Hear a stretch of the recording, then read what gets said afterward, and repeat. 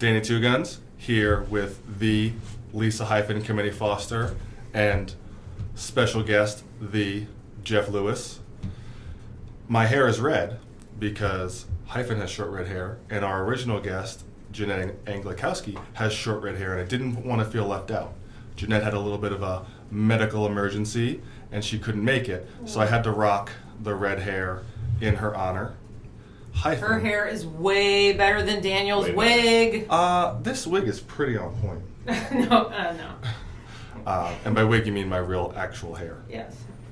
So Hyphen felt left out when there was 600 pounds of man and a lot of beard with her on the podcast. So we had to get her a beard that, People hardly ever play with my beard like that. Hardly ever. Hardly ever. It's a rarity. It happens, though. They didn't give me enough time to grow mine out, to be fair.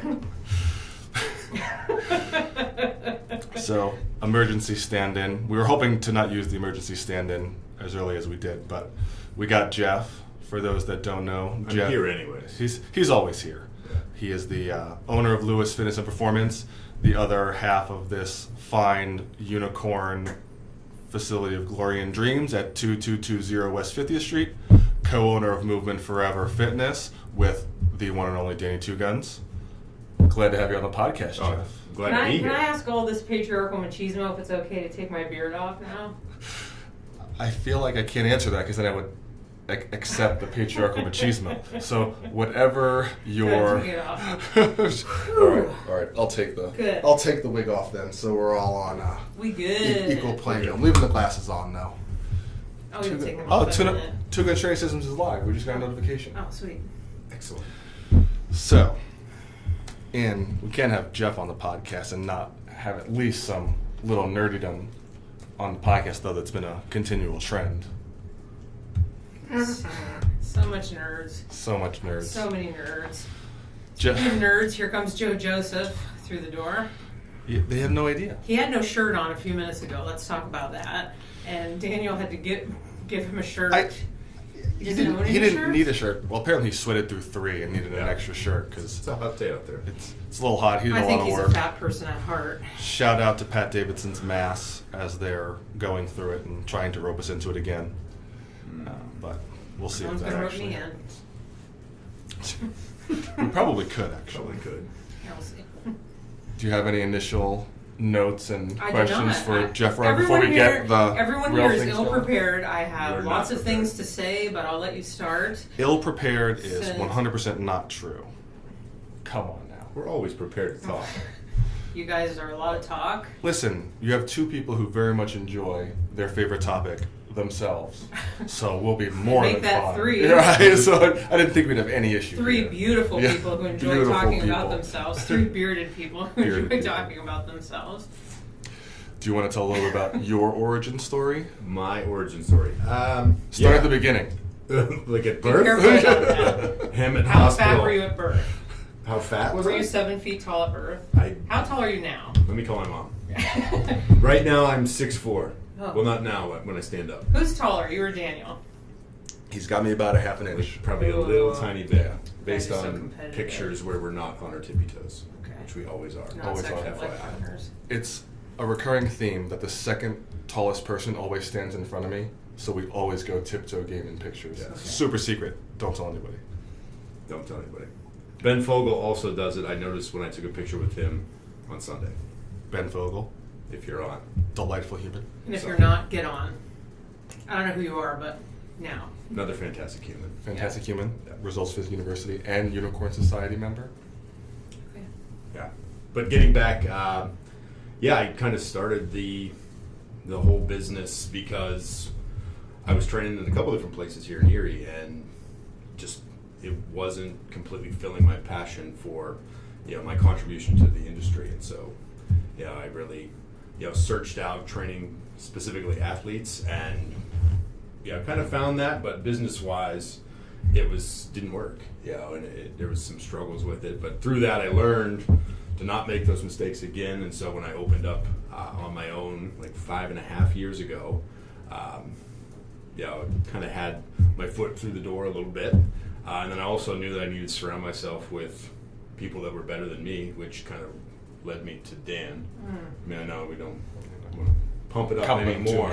I know. I'm Yeah, but aware of that. You just sprinkle them in carefully. yeah, but it really was to the point where you're Bring them you're- down a few notches. You're the average of the sprinkle in a 5 couple people you spend the compliments. most time with, and so I upped my average about 4 years ago pretty considerably, and we've just we're really taken off on this rocket ship, and it's been a blast. Yeah, I can get. How did you meet Crazy Train over here? Crazy Train. Yeah. Sarah, new nickname. Crazy Train. Yeah. It was actually through Facebook. Yeah, where we just crept, like he was probably creeping on me, I was creeping on him, and then I was like, I wonder who crept first. I think it was him because Yeah. I had more of a Facebook presence That's than really he did. sexy. Yeah. You guys were Yeah. creeping on each other. a little bit, yes. But what it was the business that I worked at. I trained this team. You want to laugh about that, don't you? Yeah. I was training this lacrosse team, and then I found out that when we closed, they ended up working with him, and I'm like, okay, who's this guy? Yeah, and, what's his I'll story? friend him, and then, I think I first reached out to you in Providence because we were both at the same continuing education event. I think it was right after. it was probably right Providence. after How do that. fitness guys reach out to each other? Is it all like sup and like chest bumps, or I mean I don't know. I'm pretty sure the first message he sent was parentheses virtual chest bump, and I'm like, well, I gotta Oh. find out what happened now. Oh, okay. Because in my mind it's happening kind of differently.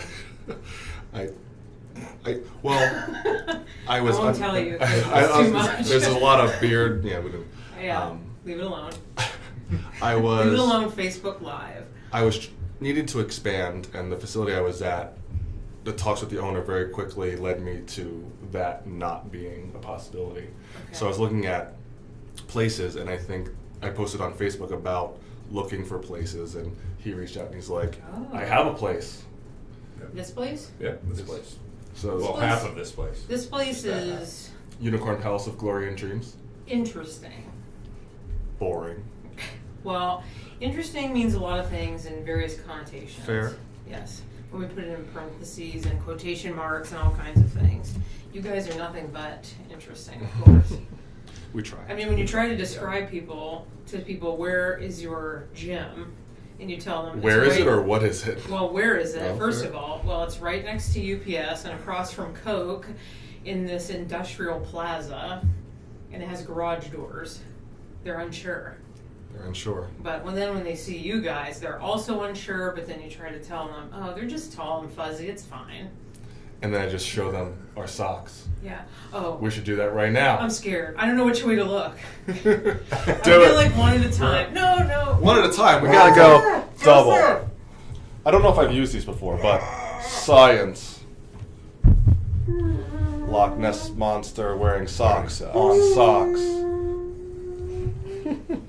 We're done. Joseph? Oh, we can't lie to her. Now we're done. Now we're done. Jeff went to lie. I wanted to see if the guests could Okay, lie. Daniel protects me. Dan did not Joseph lied. Joseph was not even in on this. Thanks a lot. Mobility Joseph doing straddle. Always. Okay. So, but I want to know more about the Geoff before the facility. Before he was in this here, facility, yeah. For this facility. Yeah. it's probably not completely dissimilar to mine. Yeah, it is similar because we've kind of covered that in some of the people that have come in to meet us, and it's pretty eerily similar. So Yeah, what made you get Eerily. into what made you get into the fitness world? I think because I came through athletics. Yeah, I went to college on a football scholarship and was surrounded by people in the industry. Yeah, as far as strength and conditioning coaches, and so I was always a part of it and sort of had a passion for it. And then had a schooling program that supported that at West Virginia, and so it was really I didn't necessarily get pushed into it, like it just kind of developed it and it naturally kind of found itself, because I did switch into the major of exercise physiology about halfway through my college career, and so it was I switched from physical therapy because it was one of those things where after seeing it, it sounded like a good idea. You kind of developed a passion for that, of being an injured athlete in high school and things like that. And then, once you really get into it, it's like, well, I don't necessarily want to work with people that are injured and in pain all the time. Maybe if we can do some things preventatively on the front end to help with that, and kind of developed the passion for that. And then going through it as an athlete, it just bloomed from there. And then coming from there, and then eventually moving back to Erie, and then trying to, work with athletes, and it wasn't here. It just wasn't part of the Erie fitness industry. Erie is not cutting edge. Is that what you're telling me? To define it as not cutting edge probably doesn't do it enough justice for how not cutting edge it is. You didn't sense my facetiousness? I was just elaborating on your facetiousness. Okay. Yeah, no, there was. Perhaps I should have a different tone. Well, and even just, it's across the board in every industry, but in fitness more so than anything. Like, we literally opened a second location so that we'd have more good fitness facilities to open. Didn't say that. But didn't say that. No, didn't say that. Said that. But that really is what ended up happening, because we talk about this a lot with our fitness business friends, where their issue is that there's so much competition, so much saturation, they don't know how to differentiate themselves. Where for us, since what we do is progressive, even for the norm, let alone in a so behind the norm area, what we do is almost seen as like Greek, and what are they even doing? I don't even understand it. Where we're like, hey, let's create another facility to help more people, get another target demographic, but also have something where like, oh, maybe fitness done the right way is a little more normal. Science. Yeah. Okay. So, October, November 2013, we moved in, or I moved in. He was already operating here. June 2014, we took out that middle wall, expanded over, and then... So we saw right away that we just needed became to... one. Yeah, became one. The marriage of the two businesses, it automatically had sort of a ceiling of growth, to it. And so we had the opportunity to take over the vacant space next to us, and it was harder than it should have been as far as like negotiating the lease for all that for an empty space. But kind of the rest is history, because as soon as we did it, I think we operated maybe 5 or 6 days later after we signed the lease, because we had all the things planned out as far as the flooring. We just moved all the equipment and we were off and running. Do you find that as people who have fitness backgrounds, getting into business was an easy transition or something? I'm asking, maybe I'm asking this question for a number of students of mine who have interest in this area, but they, would you encourage people to go into this business with a minor in business or something like that? You want to take it, or you want me to take it? I'll give my viewpoint. Do you think it's necessary? I don't think it's necessary. You think it's just a learn as you go kind of thing? Yeah, because it was very much that for me. Yeah, as far as you just do it. And I thought there was more of a formal process to go, because there was sort of a 5-month period before I opened that it really wasn't necessary. I could have done it, after a month of planning, because it was, kind of forced upon me, because basically our landlord was like, are you going to do this or not? And I'm like, yeah, I'm going to do it. And then she's like, okay. And then she gave me 4 days. She's like, if you don't do it by March, we're taking the floor up and we're putting it on the market. I'm like, okay, well, I guess I'll try to figure out how to do this. So there was this period of okay, I got to figure all the things out. And I guess for lack of a better word, I wasted it. And then just had to do it. And then just instantly found that you figure it out. And so I don't think it would necessarily hurt, but to go and say, oh, you need to get a minor in this, right? You probably don't, because we have this thing called the internet where you can just kind of figure out the basics pretty easily. As far as basic finances. The internet doesn't lie about anything, or especially not fitness. Especially everything you read on there. If you that. just gave birth, you can do jump right. squats on YouTube. Right after you gave birth, do jump squats on YouTube. I do them all the time anyways. They're perfect for my knees. All you have to do is get tired, and then you're better. Yeah. Right? It only takes 7 minutes. Yeah. right? Doesn't matter how fat you are or how fat you used to No, be. no. And like the fatter you are, the better your results in every way because it's so much easier because it's just easy. I'll never forget a Jillian Michaels video. Did I say that out loud? Was I supposed to say that? I mean, beep. I felt like that was a swear, but she was doing this video and I was doing it one time in my classroom, and she said, I don't care if you weigh over 400 pounds, you should be able to do jumping jacks and X amount of them. I thought, when has she ever weighed over 400 pounds? No. Not even with a 400-pound person on top of her. Well, I was going to say with a 300-pound person And on I'd her, like possibly. I'd like to get up on her and not in that way, if you know what I'm saying. Well, I mean, and we wouldn't judge. Beep. Yeah. You would not judge. No judge. No judgment. No. To laterally parallel off his answer, Yes. I think it wasn't too shortly before our generation of fitness professionals where when we started, we kind of had to pave our own path a little bit, where we kind of had mentors, the Alan Cosgroves, the Rachel Cosgroves, where before them, they had no mentors at all, where they had to figure out completely from the ground up. Where for us, we had to figure it out from the ground up, but the generation coming up now, like their best utility of learning is through people like us and our mentors or our peers, because that's where you get the real world experience. Are people nice about sharing, or do they? It goes by the 80-20 rule, right? Because 80% are, yeah, this is mine, where the other 20% are vastly given. And now in the fitness industry, you can we spend thousands and thousands of dollars on coaching groups, right? So even if you have to pay for it and invest in yourself, right, you'll get there because the opportunity is there. I don't know if it's necessarily there for free, whether it's your time or money or both, but it's certainly there in a capacity where it's never been there before. Because people will say now, I can't imagine being a trainer who starts now because there's so much information. Like, how do you even know where to start? And I'm like, there's so much information. Just start. Like, you have all of the tools. Go to a reputable source. Right.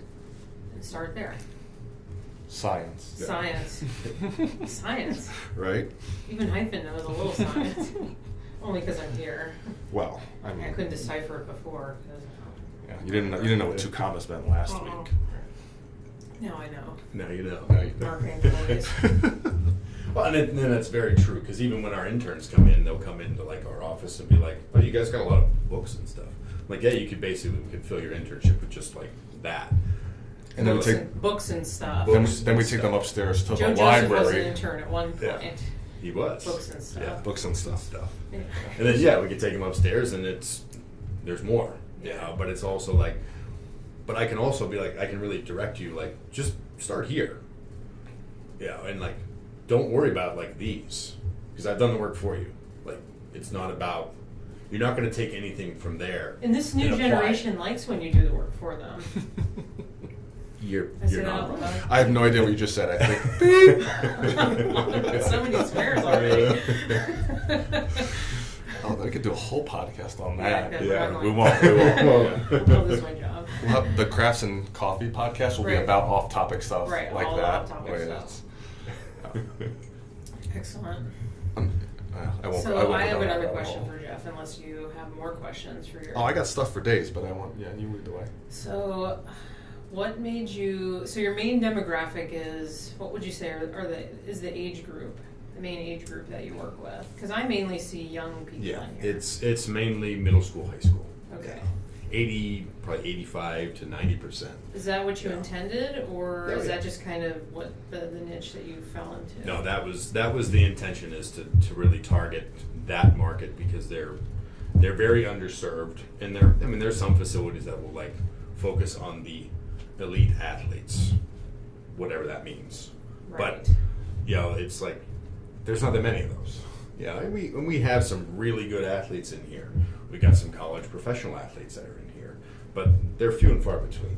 Olympic athlete even. Yes, we do, and it's the business. The core of the business is built around the development of middle school, high school athletes, and to really support them through their athletics, give them the best opportunity to be successful, and also do it in an enjoyable environment that they look forward to. It's not like, oh, I got to go to the gym and get yelled at, by my Yeah. coach. Like, we're coaching them, but it's wholly different than what they're their usual association with, I'm going to go work with my coach. And so it's very much a positive experience because we're also laying the foundation for a healthy lifestyle long term. Because they have specific sports performance goals, but eventually those don't look a whole lot different if you are participating in a program that's built individually for you. It's still meant to reach your goals. Your goals are different though. When you're 14, 16, playing high school sports, or you're 45, like you just have different goals. And if you have a program that's built specifically for you, you're going to be successful with it. And if you enjoy it, you're going to do it long term. And so we're kind of laying the foundation for that. One of the best days that I was in here was a young woman that you still work with, and she was in here on her birthday. Mm-hmm. And she wanted to be in here on her birthday, and her parents, I think it was, we're going to take her out to dinner. Yeah. And she said, no, I want to go to the gym. Yeah. And so it was really cool because we sang her happy birthday, and she was really excited to be in here. And I used to think back in the day, like, who would ever want to come to the gym on their birthday? But now I think I wouldn't miss it because you have to see your friends. Mm-hmm. Right. Well, yeah, because who would want to go to a place that is what most people think of when they think of the gym? Not many people. Who wants to go to the Unicorn Palace of Glory and Dreams with their one big happy dysfunctional fitness family on their birthday? Right. Right. And she was so cute and so excited when everybody sang happy birthday to her, and everybody from our Two Guns side came over and sang to her, and she was adorable. Yeah. And she had a nice time, so that was cute. I think one of the things that made the initial non-sexual life partnership such a no-brainer was that he gravitated toward that athlete, and I gravitated toward 35 to 55-year-old women as who you enjoyed working with and who you enjoyed the experience of working with. And it's like, hey, I train these people, you train these people, why don't we train all the peoples together? And I was like, oh, that makes complete sense. Mm-hmm. Right? Rather than like we're all fighting for the same people. Because the problem with the fitness industry in general, especially in Erie, is that everyone is fighting for the in-shape 20-year-old male. And I'm like, they don't need help. And they certainly don't want it, right? Because they were born with their certification and all the answers. Like, they don't need your help. You were born with abs. Right? And just happened. Right? And let alone, sometimes they actually do need it, but they certainly don't want it. So how about Joseph smiling? Well, he was born with them, but right. You know, but he helps those of us who don't have them, well, or they're very. we don't judge the people for having them by any means, No. right? But you know, especially when they're not jerks. Right? Because abs don't make or break a person, whether there's a lot of fluff or no fluff at all. Right. Fluff. Plus our whatever you want to call it. Yeah. We got sidetracked on my last point, but. I'm a sidetracker. What can I say? Yeah, sidetracker. Science. I feel like I need to bounce with it. Yeah. I've been trying not to bounce. Well, I think the very first time I'm like, I feel awkward not bouncing, but I just got used to it. Yeah. It just happened. I'll sit still. I'll posture up so that she feels short again. Right. Non-sexual life partner. Non-sexual life partner. Yeah, you said that. Mm-hmm. And you're talking about Geoff you Lewis. two coming together as one beautiful couple that you are. Well, you can't co-run the Unicorn Palace of Glory and Dreams and be anything but non-sexual life partners.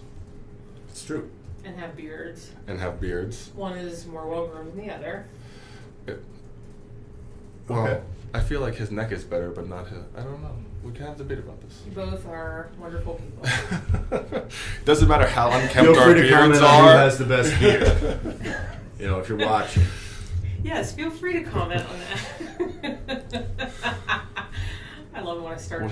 That means stop. So there's no offense. Nancy Cipriani says my beard's better. That's not true at all. I can see. Maybe my beard's the best. Oh, someone answered that. Darn it, we gave it away. I would come through the camera and with all my agility. Only I can say that about her beard. No. Only you can. What would you say is the biggest myth when it comes to sports performance training, maybe in Erie specifically? Oh, I think the biggest thing that I see is just the random collection of exercises that are sold as like speed training. where like somebody will rent space at a field, or at another facility, and then just throw a bunch of exercises at kids and call it speed training. And I'm just like, and you just look at it and you just shake your head at it because, number one, everybody's doing the exact same thing, and none of it is really speed related. And for the most part, if you want to get faster, like you have to look at the foundation of movement. And we talk about it when kids come in with their parents right away, we talk about, because it's usually one of the goals. Like, hey, what are your top 3 goals? And usually like 1 or 2 is they need to get faster. Or, some way they verbalize that. Like, when my kid they run funny, and I don't like know how to fix that. And then we talk about it, like usually it's because they're growing and they're developing and their bones are getting longer and things like that. And so movement wise, they kind of develop like this braking system, as their nervous system is trying to figure things out because things are changing. And so, part of that is, we talk about we need to find out where we need to take off the brakes because the parking brake's on in certain areas, of their body, and we can do I'm that. still growing. Maybe. No. Oh, okay. Maybe. It's not Parking arthritis, it's brake growing. is definitely still. Okay. And then Work on in that. general, most kids who haven't been training, they're weak. They need to get stronger. Because as they're developing, they're getting heavier. So the weight that they have to move is greater. And so, those are the things, that's why our program it's based in movement and movement correction, and then also in strength. And we are going to work on speed and change of direction and really all the attributes that go into building up an athlete. But it's, we have to address those things first. Otherwise, we're just running them through a bunch of drills and making them tired. Which I guess looks like speed training, but when you really break it down, it's not. Because they're not going to get any faster. Or if they do, it's just because they're developing and they would have got faster anyways. Because that's kind of the argument as well. It's like Maybe the legs just got longer. Science. I mean, it's Literal. one of the 2 components of speed. You take a longer stride, you're going to get faster. Learning. Learning so much. That does happen. But you could take a 14-year-old kid and just run them up and down the stairs, 50 times a day, and they're probably going to get a little faster. They're producing more force quicker. Like, And if they had a growth spurt, they're going to get faster because their stride is longer. And so it's one of those things that you have to break it down into its components, develop what you need, and go from there in a holistic program instead of just they're breathing hard and they're sweaty. They worked hard. So it's that's kind of the biggest myth that I see here. And a lot of those programs only run in the months in which you can go outside and do it, which is like 3.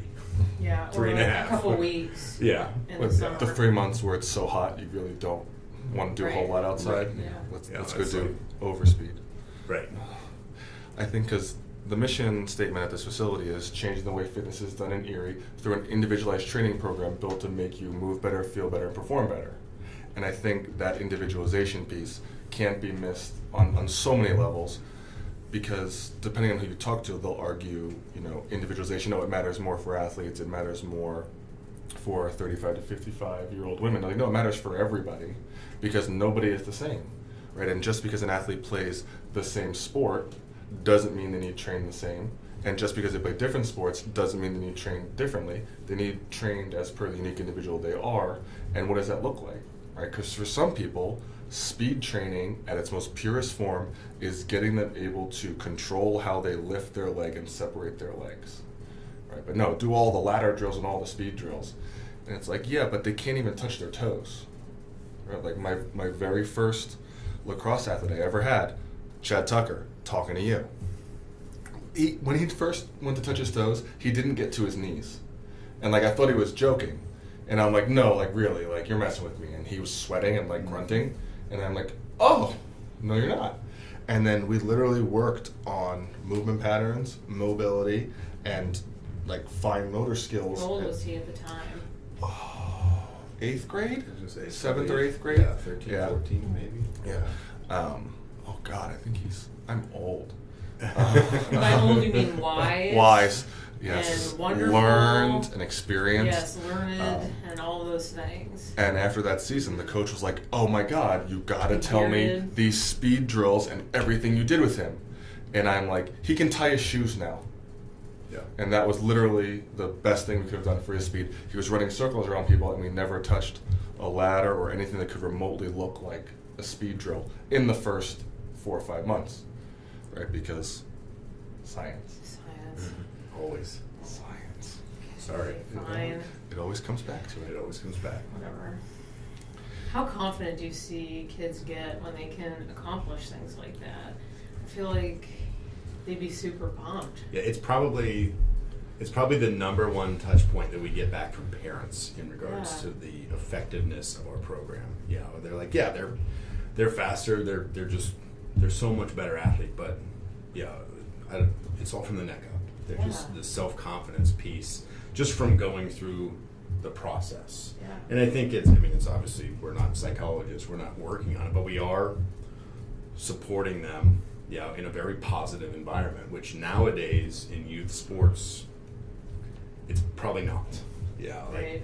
there are horror stories out there that, just where usually the parents are the ones that, are the downfall of that.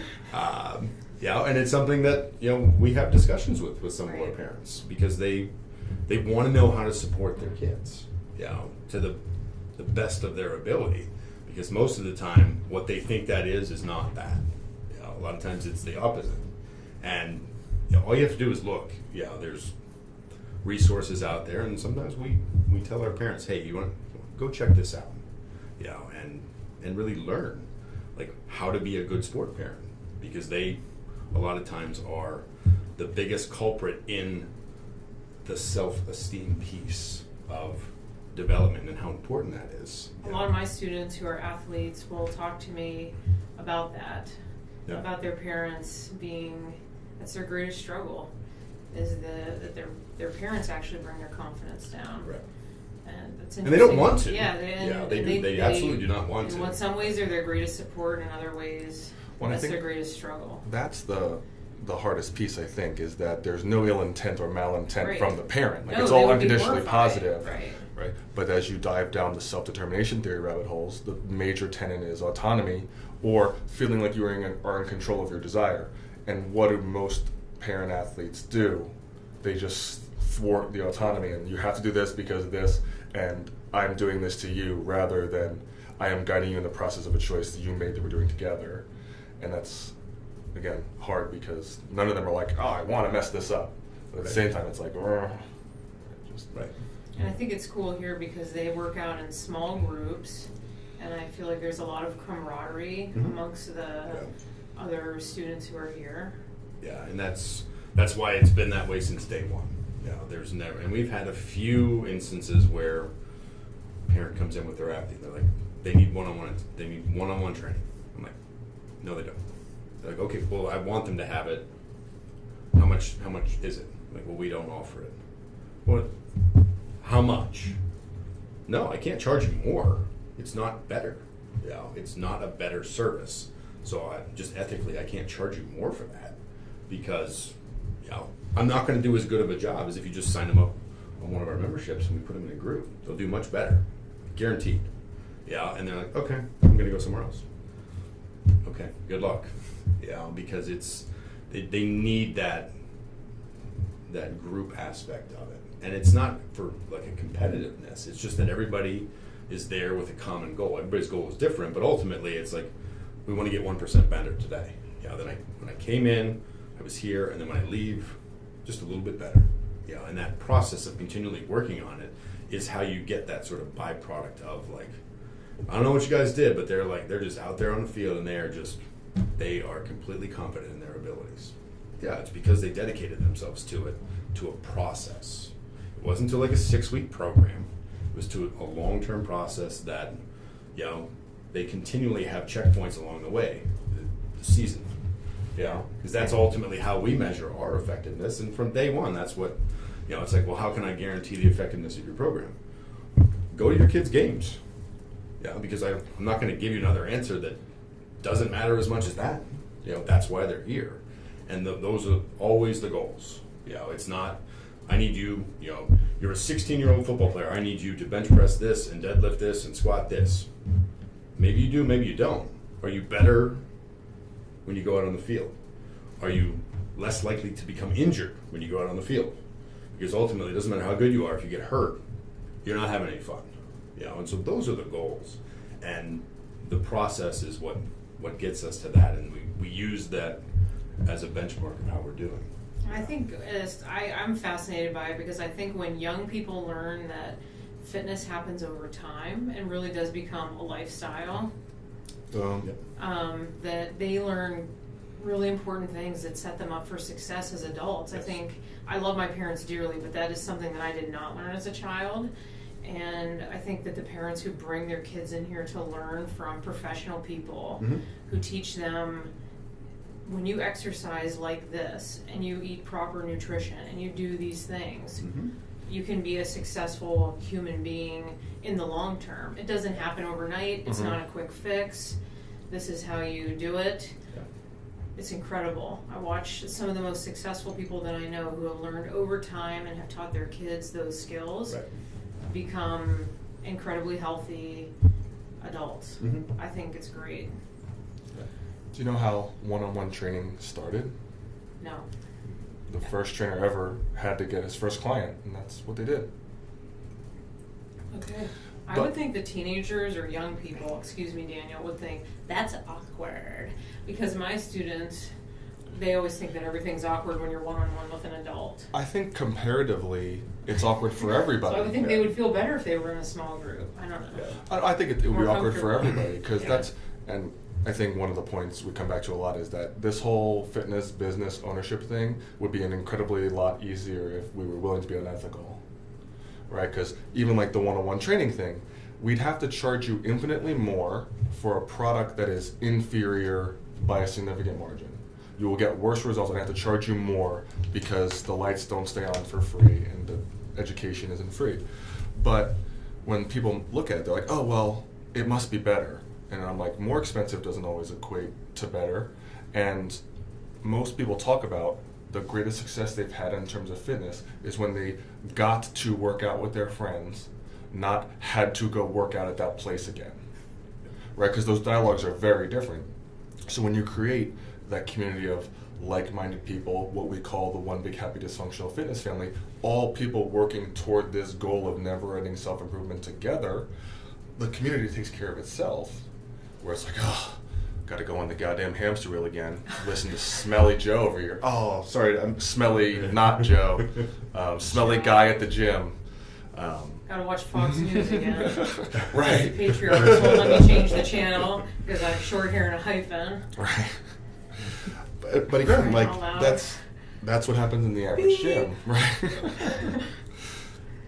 And that's because there's really there's no benefit that one-on-one training has that small groups doesn't have, right? Because the issue is that it has to be individualized, right? And the problem with one-on-one training is that even though it can be individualized, it lacks the camaraderie, the community, the support, and all the other little things. And actually, it's one of the few things where the longer you do it, the less effective and the less the experience gets, because we've all been there where like you end up talking about The Bachelor, and I'm like, I can't believe I'm talking about something I've never even seen. Right, but there has to be to watch it, or so you can talk about it. So you're not bored off the skull. I wouldn't talk about it, don't worry guys. We will never have that discussion. Never, and that's okay. Science. But then the problem with the large group type stuff, which is what Erie Fitness more or less is that there's so many people in there that there's no coaching and there's no individualization because it's just about volume, and all of a sudden people get injured, people don't get better, and they just chase tired because so-and-so next to them is doing something and they have to do it too, where it has to be individualized because it has to be individualized to you because you're a unique person, but we have to do so in an environment of community, camaraderie, support, and unconditional support with one another, not a competitive thing where like, if the three of us are all doing this squat because the workout told us to, like, I'm going to try to be better, and he's a lot better at that than I am if brute force and strength is the goal, and I'm a lot better if mobility is the goal, and one of us is going to get hurt, not be able to do it because we're just not the same, right? And some people don't even want to squat. Some people don't have to squat. Some people can't squat, and that's okay. You never told me it's not okay if I don't squat. Well, because you just can. modified No, the it's because squat. you can. If you couldn't, you just wouldn't. modified all the squats. That's okay. All the squats. All the squats. Well, the reality on the other end is that most people's squat pattern, if they lived in a third world country, they'd have dirty feet and dirty shoes. So it's a fundamental. To be fair, human I Because have of the traveled. feces. Yes, I have traveled to because of third the world feet, you get countries because the feces. Not because it's dirty. where I have had to squat. So You're welcome. Thank you. Thank you. And Thank God I'm yeah. here. If, Science. if you couldn't squat, you wouldn't, but you can and you do. Right. Right. There you go. And if you need a full range of motion squatter, I'm your man. If you need a few 100-pound squatter, he's your man. But don't ask us to do the opposite. I just feel really good right now that if this place started on fire, I would get carried out of here. Easily. There's just a lot of man in here. Yeah. We'd throw you to Joe Joseph and he and I would run. Thank you. I- Because this hair is going to light up. There's a lot of product in it. Hey, some people they should run away from you actually. Yeah. Thanks. Thanks, Daniel. Listen, I'm all about, you did bring me dip today, so I would when I dip, infinitely you dip, we dip. we'd be in flames together because of your hair, and I would be fine with it if I had the dip. You would just take the dip with you and Of leave course. me behind. Never. We'd have them both. Yeah. Couldn't choose. Dip in one hand and dragging Yeah, you're on my back. with the other. That's fine. Now he has to share that, right? Yes. I brought you the It's on party camera. size. Party size. That's the 2-gun size. You know this. It's on camera. You have to share. I He's mean, your non-sexual life of all partner. people to share with, it'd be the non-sexual life Yes. partner. Yes. Right. Right. Or a life partner and then non-sexual life partner. Whatever. I don't care how you phrase it. Yes, Yes, it's on. I love that dip. you do. It has sausage in it. So much sausage. So much. Sausage and cheese. Uh-oh. Evan Murphy Oh boy. saying hello. So much sausage. Evan, come to Erie so you can be on this podcast because Wow. he'd be the tallest one on this panel if he was Yes. here. Yeah. I'd be a Polly Pocket. He's the most giant 13-year-old you'll ever see at 32. Oh, okay. Love you. Hi, Evan. That was accurate, in my opinion. He doesn't deny it. It's He knows. He knows. Joe Joseph showing notes. what? Oh, just in general. I didn't see it. I didn't either. It said movement forever or youth, which are probably two good points to touch on as we're talking I also about. have one more thing I would like to talk to Geoff about. So go ahead. You can talk No, whenever you want. I defer to you at times with your We've talked menacing patriarchy. menacing Menacing now. It's menacing. menacing patriarchy. She says it at least once an episode. Yeah. As I go back to and I review laugh them, about it. yeah. It's so ridiculous. Yeah, I just elude intimidation. Yeah, yes. Right?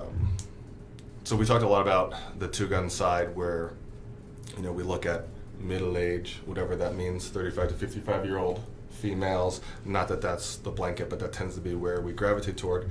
The Lewis Fitness and Performance People who are brand. 35 don't want to be called middle-aged. Well, that's why it's the quotes, because I never call any of them middle-aged, because that's pooey. But you're still referring to them on camera, and the air quotes don't help.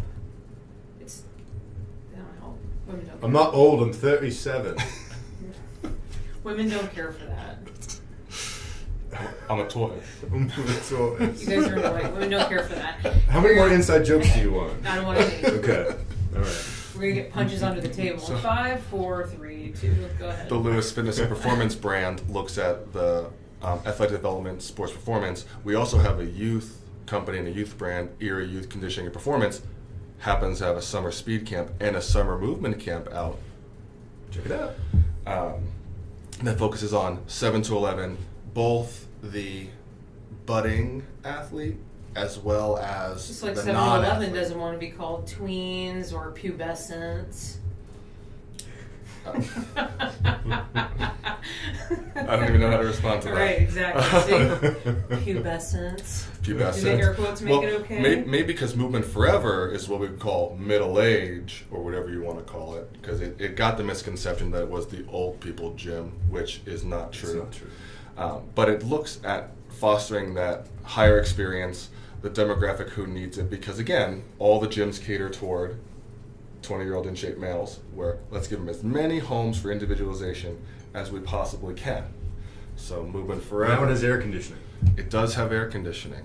I can't wait to be considered middle-aged so I can go there. And Tim makes the shakes there Tim does make the shakes with there. his perfect coiffed hair. We have to get Tim on here just so that I have to get like on Perfect point hair, coif. right? I'll fix your hair I'll just be beforehand. so. It'll be worse than two short red hair women all with me. You and Tim just spot on hair. Yeah. Just, Oh, yeah.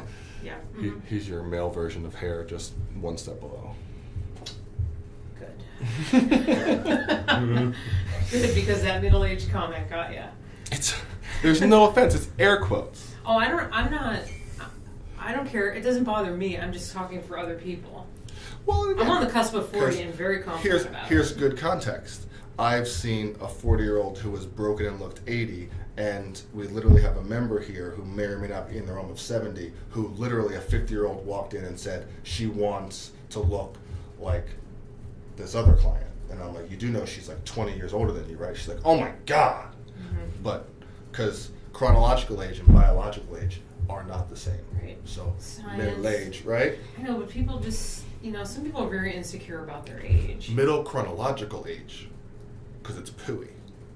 So I'm just trying to tell you about women as if you don't know. Episode air quotes. I know you're married and I know all these things, but sometimes you just don't It know. wasn't the hundreds and hundreds of 40-plus-year-old women I trained. That's why I know about He's women. still clueless. Because he's male? I'm Yes. grossly offended. That is sexist. And Right? true. No matter how much Science. no matter how much education I have on this topic, I just can't be Science. learned because I'm a man. Come on. Well, you're still I using the air expected quotes better and calling people hyphen. middle-aged. No, I did not. Okay, we'll see. It's Roll not on tape. camera at all. We'll see. Want to close out your last question for Geoff? Better be good. Oh my gosh, now I forgot it. Oh no, you're gonna close out the show No, with a forgot? I remember. Geoff actually taught a class Which one? this year. Me? Like Oh. school class? Yes. School I class. did. Yes, at Mercier That, I feel University. like that Yes. is so cool. Yeah. So tell us, briefly, I think, about your experience as a teacher. It was a great experience overall, and it was always, we've always had interns here. We've always had students here, really from day one. I don't think there's ever been a semester where we didn't have a student here People should always in- learn from you guys. in some form, and so I it don't was. disagree. Of course you do. Yeah, it would come down, back to me where it's like, hey, you should teach. I'm like, okay. But then I'm like, I don't know how I would handle You're like, the yeah, student even though I'm a that didn't jock want and everything, and I'm a thug. Yeah, I often refer to myself like that. That's the Often. first thing I thought about you, actually. Oh, okay. Menacing Kidding. patriarchy, sexist, and you're a thug. I'm a thug. Science. Okay. What's Joe? There was a whole podcast with nicknames of him. Yeah. Yeah. Rugged and Manly were in there. I Yes. remember that Yeah. one. Yeah. Shirtless. Shirtless. Thomas Jefferson? So, yeah. I think the most interesting part about the teaching experience, and this is completely from not personal experience, but the most interesting part would be having to teach something that is not the correct way to do things because it's in the curriculum. Yes, Yeah. I was asking Geoff about that because I would try to get little updates, Yeah. and he said that. Yeah, that was the struggle. Yeah, was that here's the curriculum. Yeah, that you have to follow, but then the sort of the struggle of like, that's not really used at all on Monday. Yeah, from what we do. Mhm. Yeah, and then for some of it, like based on the continuing education that we've done, like that is no longer true. Yeah, even in science, it's peer reviewed and things like that. But Finally, science is in Yeah. air quotes. I've been waiting for this moment. Take it back. But He's because your it's non-sexual life partner. peer-reviewed, You guys can hash that out. research that they're citing to make a statement, and some of those were pretty bold, going against like what we do and what we know when you really look at it. And so, part of me was like, okay, I'm going to go and let's look at these studies. I'm teaching. Part of what I wanted to get across to the students was that there is a lot of information out there, and you have to develop a skill set to be able to filter that information. And even from the textbook that we were using, I did that and showed them that, this might not be the best scientific study to utilize to make the statement that they made. And to develop a critical thinking process, because when you go out there, into the industry, and now it's the best time ever to be in this industry as a trainer, because all the information is right there, and you can kind of fast track your experience to really develop the skill sets that you need to utilize, and you have to have that ability. And so it was really part of that experience that was, I think they took the most away from it, based on the feedback that I got from them, was that the sort of the real world applicability of the information was, what they appreciated. And ultimately that was part of the reason why I was offered to teach that class, was because somewhere along the line at Mercyhurst, they kind of got that, hey, maybe, we'd like to get some of the, actual people in the industry that are actually working day to day with their hands in it, working with people and clients and patients to present us with this information. And so it was really a good experience. You liked wielding the red pen. I got every one of them from her. Got this little gift on check right in January. Check. I had to grade all the essays. They got a lot of zeros. Never let Dan grade. It depends. It depends. I'm like, you're so wrong about this. He knows. He wanted to be an English major. Yeah. Oh, it's not that it's not that I couldn't do it. Sometimes he misuses affect versus effect, but I'll get into that with him. I never. Daniel. Listen, we're going to talk about this. We're not going to fight about it. We're going to talk about this. We're going to talk about this. Okay. That is a challenging one, but we're going to talk about this. I'll make you a worksheet. It isn't because I'm incapable of grading. It's because I'd be too critical of that they're wrong, even though the book said what they wrote was in the book. Yeah. And I'm like, you can't blanketly say that. Here's why. I went through so much red. So much. It's just fury. Well, Geoff, thanks for being on with us today. Thanks for accommodating our menacing patriarchy and I feel like I should put my beard back on. beards. There it is. She's winning now. She is winning. I'm always winning.